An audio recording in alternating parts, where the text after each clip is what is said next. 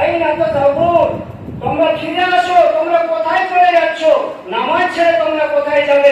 সুন্নাত ছেড়ে তোমরা কোথায় যাবে? নবীকে ছেড়ে তোমরা কোথায় যাবে? কোরআনকে ছেড়ে তোমরা কোথায় যাবে?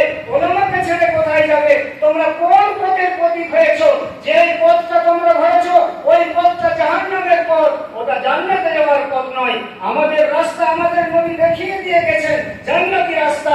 অতএব আমাদেরকে জান্নাতি রাস্তা ধরতে হবে। যতক্ষণ পর্যন্ত না আমি আপনি এই জান্নাতি রাস্তা নামাজের মারফত দিয়ে ধরবো, আমি আপনি কোনোদিন কামিয়াব হতে পারবো না। গজব নেমে আসবে, আল্লাহর রহমত আমাদের মাথার ছায়া।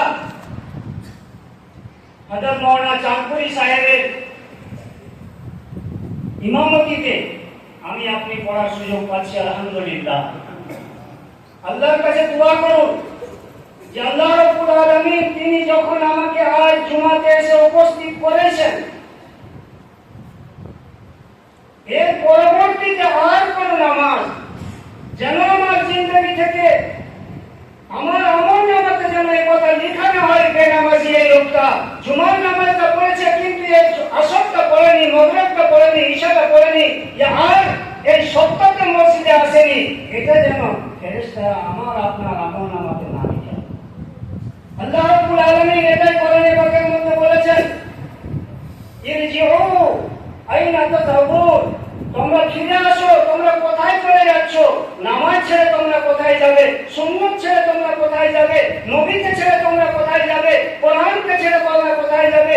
উলামাকে ছেড়ে কোথায় যাবে? তোমরা কোন পথের প্রতীক হয়েছো? যে পথটা তোমরা ধরেছো ওই পথটা জাহান্নামের পথ, ওটা জান্নাতে যাওয়ার পথ নয়। আমাদের রাস্তা আমাদের নবী দেখিয়ে দিয়ে গেছেন, জান্নাতি রাস্তা। অতএব আমাদেরকে জান্নাতি রাস্তা ধরতে হবে। যতক্ষণ পর্যন্ত না আমি আপনি এই জান্নাতি রাস্তা নামাজের মারফত দিয়ে ধরবো, আমি আপনি কোনোদিন কামিয়াব হতে পারবো না। গজব নেমে আসবে, আল্লাহর রহমত উঠে যাবে, আল্লাহর নারাজগি নেমে আসবে, আল্লাহর নবীর নারাজগি নেমে আসবে। কোন বাপ চায় না তার ছেলের উপরে গজব নেমে আসুক, কোন বাপ চায় না তার ছেলেটা সে অসুখে বিমার হয়ে যাক, কোন ছেলে চায় না, কোন বাপ চায় না তার ছেলেটা সে কোনো একটা দুর্নীতিগ্রস্তের সঙ্গে জড়িত হোক, কোন বাপ চায় না। আমার আপনার দয়ার নবী সাল্লাল্লাহু আলাইহি ওয়াসাল্লাম তিনি মরার সময়ে এই নামাজের জন্য যেই কথাটা উম্মতের কাছে পৌঁছে দিয়ে গেছেন, মরছেন, হযরত আজরাইল আলাইহিস সালাতু ওয়াস সালাম তিনার রূহটাকে কবজা করছেন, তিনি বলছেন, থামো আজরাইল, এরকম কি শাস্তি হয়, এরকম কি কষ্ট হয় মরণের সময়? নবীজি সাল্লাল্লাহু আলাইহি ওয়াসাল্লামকে উত্তর দিলেন যে হুজুর, এটা আদবের জায়গা, আমি আমার কড়ি আঙুলটা আপনার মুখে রেখেছি। অন্য অন্য জায়গাতে যেমন শেকুল গাছের উপরে, কাটার উপরে পাতলা কাপড়কে রেখে দিয়ে তাকে টানাটানি করলে সেটা সহি সালামত আসে না, তদ্রূপ করে অন্য অন্য জায়গা রূপটাকে আমি কবজা করি। নবীজি সাল্লাল্লাহু আলাইহি ওয়াসাল্লাম দয়ার নবী তিনি বললেন, হে আজরাইল, আমার শেষ উম্মতটা আসা পর্যন্ত যত কষ্ট আমার এই বুকের উপরে তুমি আজকে ভেঙে দাও, আমার এই বুকের উপরে দিয়ে দাও, আমার উম্মতকে কষ্ট দিও। সেই নবী আপনাকে মরণের সময় বলছেন, আসসালাহ আসসালাহ আসসালাহ, নামাজের পাবন্দি করো যদি তুমি জান্নাতে যেতে চাও, নামাজের পাবন্দি করো যদি তুমি আমার সুন্নতের ইত্তেবা করো, তবে তুমি জান্নাতে যেতে পারবে, আমাকে ছেড়ে দিয়ে তুমি জান্নাতে যেতে পারবে। মহতারাম বুজুর্গ দোস্ত, এই নামাজকে আমার সঙ্গে নিতে গেলে বড়রা আমাদের একটা তরতিব বলেছে, সেই তরতিবটা যদি আমরা মেনে নিই তাহলে ইনশাআল্লাহ আমার নামাজ জিন্দেগিতে কোনোদিন যাবে না। সেই তরতিবটা মানব ইনশাআল্লাহ আমরা। সেই তরতিবটা কি জানেন? সেই তরতিবটা এটাই যে আপনি সারাদিনের একটা প্রোগ্রাম আপনি করছেন, আপনি সকালে মাঠে যাবেন, ব্যবসায়ী যাবেন, তিজারতে যাবেন, গাড়ি নিয়ে যাবেন, বিভিন্ন রকমের আপনি আইটেম বানাচ্ছেন, এই কাজটা করবো, এই কাজটা করবো, এই কাজটা করবো। এইখানে আপনার জন্য দায়িত্ব হবে, এক নম্বরে আপনি লিখুন নামাজটা আমার প্রথম সামনে। এক নম্বরে আপনি লিখবেন নামাজ। নামাজটার পরে আপনি জমিতে যান, আপনি বাড়িতে যান, আপনি গাড়ি চালান, যেটাই করবেন সেটাই করুন। যদি আপনি এক নম্বরে আপনি নামাজটা লিখে রাখেন, ইনশাআল্লাহ আপনার জিন্দেগিতে কোনোদিন নামাজ ছাড়বে বলবো ইনশাআল্লাহ আমরা। দ্বিতীয় নম্বর কথা, ভাইরা আমার, আপনারা আমাকে চিনেন, আপনাদের খালেদ, আলহামদুলিল্লাহ 10-12 বছর বয়স থেকেই এলাকায় আমার যাতায়াত, এই মাদ্রাসার ভিত্তি স্থাপন থেকে নিয়ে ইনশাআল্লাহ আপনাদের সঙ্গে আছি। যতদিন বেঁচে থাকবো ততদিন ইনশাআল্লাহ থাকবো। যখন ডাকবেন তখন আসবো। আমার একটাই কথা, যেটা আল্লাহ রাব্বুল আলামিন তিনি বলেছেন, ওয়া আতাসিমু বিহাবলিল্লাহি জামিআন ওয়া লা তাফাররাকু।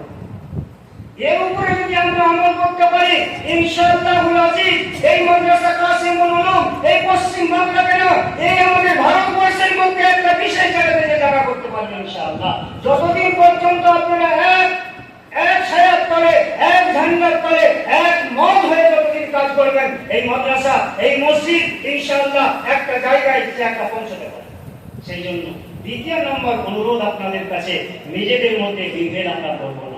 নিজেদের মধ্যে বিভেদ যখনই করবেন তখনই কাজে রুকাওয়াট বাঁধবে, কাজ বন্ধ হয়ে যাবে, হতে হতে কাজ বন্ধ হয়ে যাবে। যতক্ষণ পর্যন্ত প্রত্যেকটা মানুষ এই মাদ্রাসাকে আপনারা চোখে মনি বানিয়ে রাখবেন, ততক্ষণ এই মাদ্রাসার দিকে দৃষ্টি কেন করতে পারবে না ইনশাআল্লাহ আব্দুল আজিজ। আল্লাহর উপরে ভরসা করে বলছি, যেইভাবে আপনারা মেহনত করেছেন, কমিটি থেকে নিয়ে, এখানে গ্রামবাসী থেকে নিয়ে, এলাকাবাসী থেকে নিয়ে, আলহামদুলিল্লাহ আমরা অন্তর থেকে আপনাদের জন্য দোয়া করি যে আল্লাহ তাআলা আপনাদের এই খিদমতকে কবুল করেন। যেদিন এখানে প্রথম আদায় হচ্ছিল দেখেছি সারাদিন ছেলেরা এখানে খাওয়া দাওয়া করবে, মাসের পর মাস ছেলেরা খাওয়া দাওয়া করবে, তার জন্য কেউ চাল দিয়ে, কেউ পয়সা দিয়ে, কেউ গোশ দিয়ে, আলহামদুলিল্লাহ তার তৌফিক করছিলেন। আপনারা এখানে তৌফিক করছিলেন। আমার চোখে পানি আসছিল যে আলহামদুলিল্লাহ এই নবীর উম্মত যারা দিনকে বাঁচানোর জন্য নিজেদের ঘামকে, পায়ে ফেলা ঘামকে মেহনত দিয়ে যা কিছু তারা উপার্জন করে, সেই উপার্জনকে আজকে এই মাদ্রাসার জন্য উৎসর্গ করছে। এ আল্লাহ তুমি একে কবুল করো।